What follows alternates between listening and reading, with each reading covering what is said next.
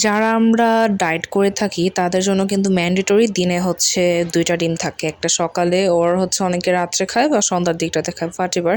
তো আমার কাছে কিন্তু ডিম চিলাটা অনেক পেইনফুল লাগে। মানে গরম করো, তারপরে হচ্ছে আবার চিলও খাও, মানে আইলচা টাইপের, তো এইজন্য। তো আজকে একটা নতুন ইউনিক পদ্ধতি আমি নিয়ে এসেছি। তো বাটি আর প্লেট দিয়ে এটাকে ইচ্ছা মতো ঝাঁকিয়ে দিব।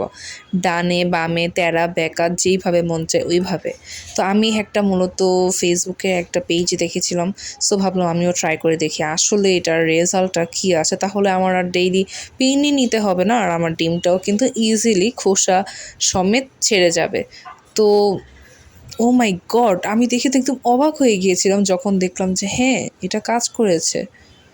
যদিও কিছু কিছু খোসা এটার সাথে লেগেছিল, বাট হাত দিয়ে ছাড়িয়ে নিলে কিন্তু পুরাটা ক্লিন হয়ে যাবে। আর আপনি চাইলে কি অবশ্যই এটা ধুয়ে নেওয়া উচিত, ধুয়েই খাওয়া ভালো। তো এই তো আমার পুরো ডিমটা কিন্তু একদম হয়ে গেল। এখন থেকে আমি এটা মাস্ট ট্রাই করব।